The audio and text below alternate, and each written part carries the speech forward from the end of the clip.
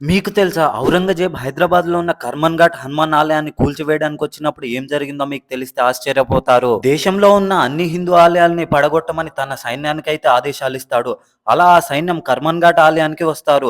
కానీ వాళ్ళ వల్ల అస్సలవ్వదు. ఈ విషయం తెలుసుకున్న ఔరంగజేబ్ కోపంతో స్వయంగా తానే ఆయుధాలు తీసుకొని బయలుదేరుతాడు. ఆలయం గుమ్మం ముందుకు రాగానే ఆకాశంలో పెద్ద కాంతితో పిడుగు లాంటి శబ్దం వినిపిస్తుంది. ఆ శబ్దం వినగానే ఔరంగజేబ్‌కి భయం వేసి చేతిలో ఆయుధాలు జారిపోతాయి. అప్పుడు ఆకాశం నుండి మందిర్ తోడ్నా హే తో రాజన్ పెహ్లే తు కర్ మన్ ఘాట్ అనే మాట వినిపిస్తుంది. అప్పుడు ఔరంగజేబ్ ధైర్యం తెచ్చుకొని నువ్వు నిజమైతే నాకు కనిపించమని అంటాడు. అప్పుడు ఆ ప్రదేశం అంతా కాంతివంతం అయిపోతుంది. ఆ కాంతి నుండి శ్రీ ధ్యానాంజనేయ స్వామి వారి దర్శనం కనిపించి మాయమైపోతుంది. ఈ సంఘటనలన్నింటినీ తన కళ్ళతో స్వయంగా చూసిన ఔరంగజేబు ఈ ఆలయాన్ని పడగొట్టడం మన వల్ల కాదని, ఇది చాలా పవర్ఫుల్ అని చెప్పి అక్కడి నుంచి వెళ్ళిపోతాడు.